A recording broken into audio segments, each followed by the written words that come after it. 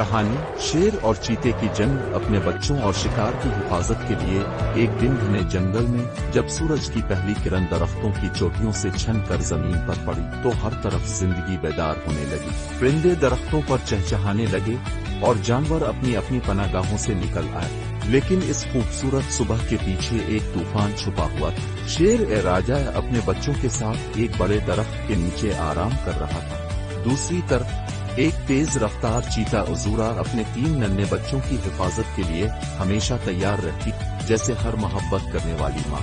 इन दोनों जानवरों का इलाका आपस में करीब था और जंगल के कानून के मुताबिक इलाका और शिकार की हिफाजत के लिए कोई भी जानवर किसी भी हद तक जा सकता था। एक जख्मी हिरन जंगल के बीच आ निकला। इसी दिन ये हिरन राजा के बच्चों के लिए शिकार था, लेकिन जूरा भी अपने भूखे बच्चों के लिए इसी शिकार की तलाश में थी।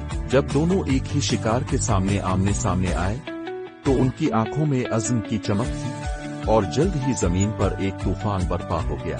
शेर ने जोरदार धाड़ के साथ चीते को खबरदार किया कि पीछे हट जाए, क्योंकि ये शिकार उसके बच्चों का हक है और एक माँ के दिल में बच्चों की भूख सबसे बड़ी ताकत बन जाती है। फिर लड़ाई शुरू हुई। दरख्तों के पत्ते कांपने लगे, परिंदे खौफ से उड़ गए और जंगल में शोर मच गया। राजा की ताकत बेमिसाल थी, लेकिन जूरा की फुर्ती और चालाकी उसे हर वार से बचा रही थी।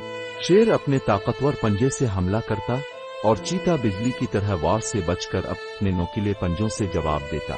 कई लम्हों तक ये लड़ाई जारी रही। आखिरकार दोनों थकने लगे, उनकी सांसें तेज हो गईं और उनकी आंखों के सामने अपने मासूम बच्चों की तस्वीरें झलकने लगीं। इसी लम्हे राजा ने पीछे हटकर शिकार जूरा के हवाले कर दिया।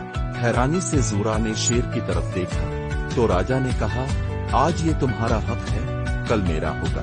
हम दोनों अपने बच्चों की हिफाजत कर रहे हैं और यही जंगल की असल ताकत है। जूरा की आंखों में शुक्रगुजारी की मुस्कुराहट झलक उठी और वो शिकार लेकर अपने बच्चों की तरफ चल। शेर अपने बच्चों की तरफ पलटा और सुकून का सांस लिया। कभी कभी जीत लड़ने में नहीं, समझने में होती है। सबक, ताकत और जंग अपनी जगह, लेकिन असल बहादुरी दूसरों के जज्बात और जरूरत को समझने में है। जो दूसरों की भूख और मजबूरी को समझे वही हकीकी बादशाह कहलाता है। Please like, share and subscribe my YouTube channel.